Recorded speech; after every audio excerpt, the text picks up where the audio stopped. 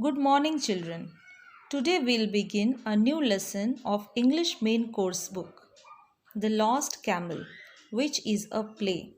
A play is a kind of drama where actors play their role on the stage, or you can understand that it is just like a skit, and the story of a play moves through the scenes and dialogues of the characters. You might have heard about Akbar and his ministers. You know that Akbar was one of the greatest Mughal rulers. He ruled his kingdom wisely with the help of his nine advisors or ministers. They were called nine gems of his court, and he always respected his ministers. This play is about of greedy and foolish king who did not understand the minister's importance. So let us first of all we introduce the characters of the play. The king, first minister, second minister, third minister, and a man. This play is based on a Persian fairy tale and tells the story of a foolish and greedy king who sends away his wise ministers from his kingdom.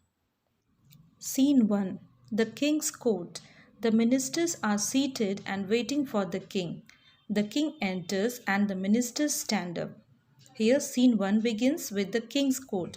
Court is a place where king sits with his ministers to discuss over the problem to rule his kingdom nicely. The king enters excitedly. Our neighbor, the king of Pachu, is building a grand palace.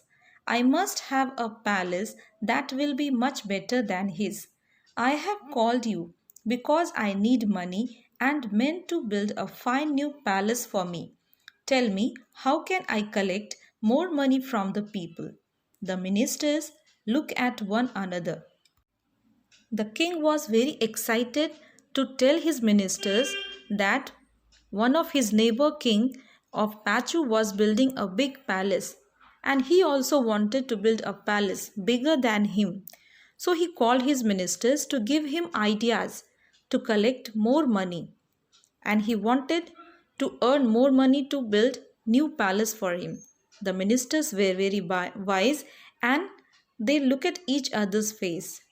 Then they said, First Minister, Your Majesty, our people are mostly farmers. They will not be able to give more money. They will suffer if they have to pay more. Third Minister added, Moreover, this is the season for ploughing and sowing, and the farmers are very busy. They cannot leave their lands. Here, first and second minister tried to understand the king that the people of his kingdom were very poor and they were not able to pay more money. In fact, it was the season for ploughing and sowing. Ploughing, digging the earth before planting seeds or before planting seeds for growing crops. The third minister also said that farmers are very busy and they could not leave their lands. Second minister, this is a fine palace and you are a great and beloved ruler. The people are happy. It does not matter if the king of Pachu is building a new palace, Your Majesty. The second minister tried to understand the king that it does not matter for your people that king of Pachu is building. You already have a big palace and your people are very happy with you. They love you very much. But the king did not understand these good words and he became very angry. And he said to his ministers, You are being disrespectful. If you cannot get me what I want, I shall rule without you. I dismiss you from my kingdom. The ministers sadly leave the court.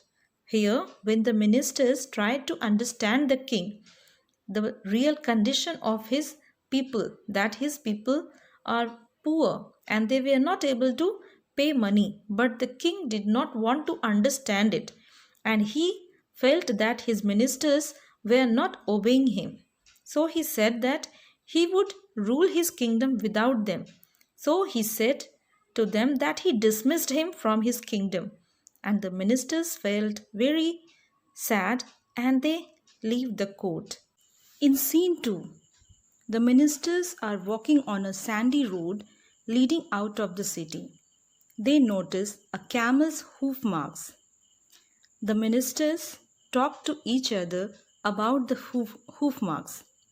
Second minister, look, a camel has gone ahead of us on the road. A man comes along from the other side of the road. He looks very unhappy.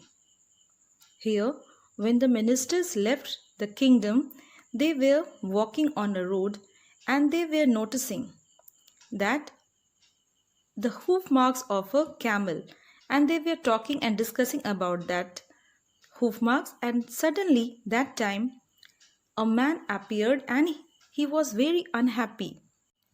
Have you seen a camel anywhere? I have lost my camel. Third minister, is your camel lame in one leg?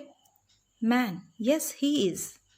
Second minister, is your camel blind in one eye? Man, yes, yes, he is. First minister, was your camel carrying a load of honey and wheat? Man, happy and pleased. Yes, that's my camel. Where did you see him? Third minister, we haven't seen your camel.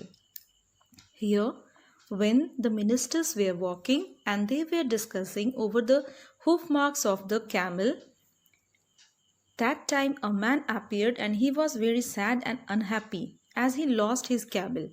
And when he saw these ministers, he inquired about his camel.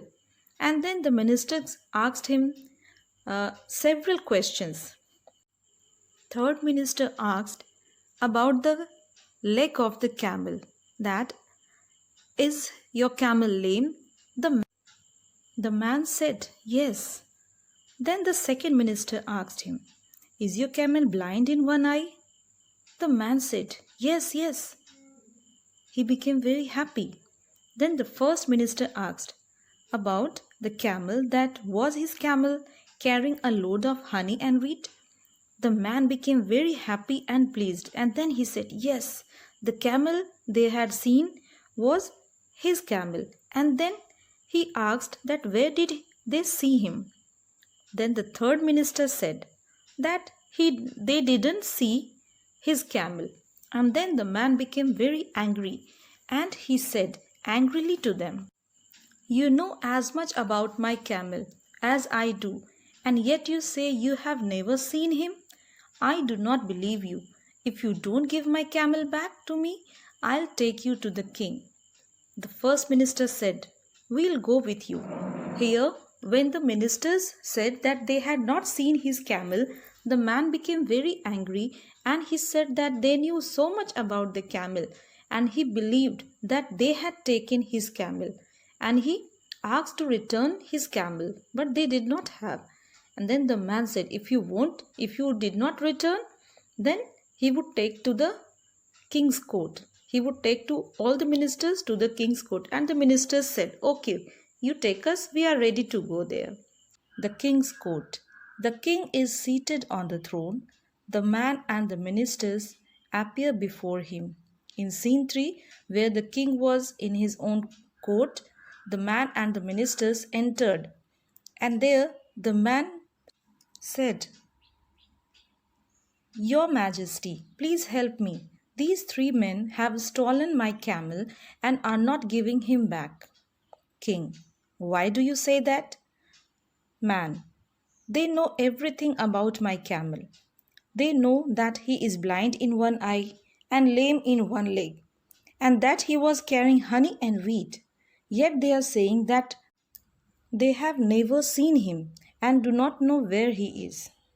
Here, the man said to the king that he was sure that the ministers have stolen his camel, as they described the camel very well. The camel is blind in one eye and lame in one leg, and he was carrying honey and wheat. He was sure that the ministers have stolen his camel and they were not ready to return his.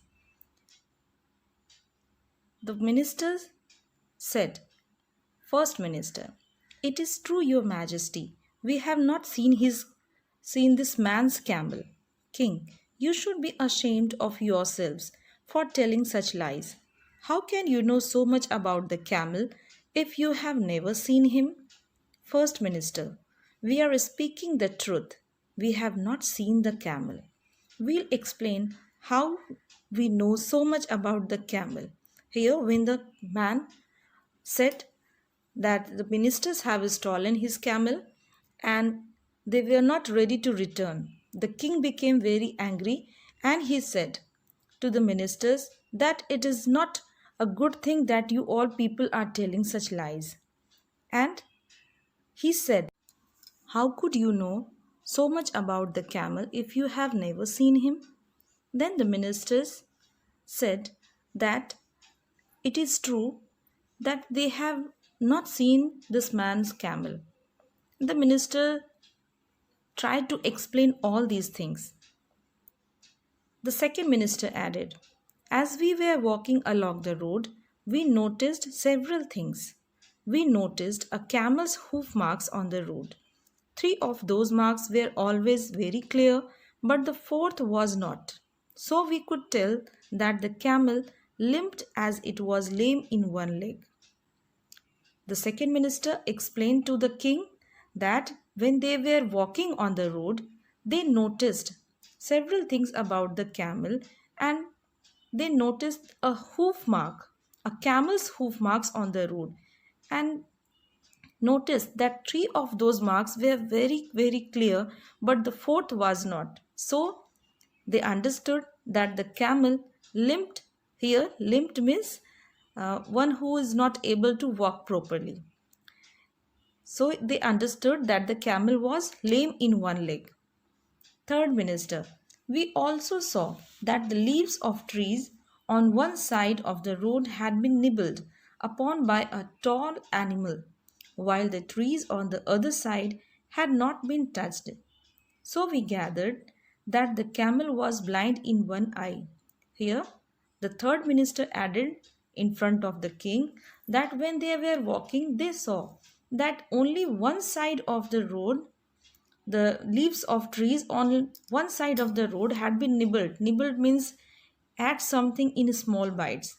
And they noticed that the leaves were nibbled by a tall animal and the other side had not been touched. The animal did not eat. So they understood the animal was blind in one eye. First minister.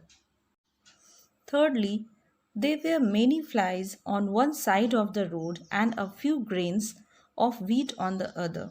So we thought that the camel must have been carrying honey and wheat. King to the man, These men are very clever and truly wise. They have not seen your camel. You must look for him yourself. Here, when the first minister said that they saw many flies on one side of the road and few grains of wheat, so they understood that the camel was carrying a load of honey and wheat only because flies always fly always come on honey, sweet thing, and there were some grains also. So they said that they understood, and while listening this, the king understood that the ministers were very clever and truly wise, and they did not see the man's camel. And the king said to the man that they had not seen his camel and he should look for himself. The king turns to the three wise men. I must give you a reward and not punish you. Please stay in my court and help me rule my people wisely and well. I cannot lose such wise men. Here, at the last, the king understood that the ministers were really very wise and they would help him to rule his kingdom. So he requested them to not leave his country, and he said that he really did not want to lose those wise men, and he said that he would really give them reward and not punish them. And there the ministers stayed once back in the king's court.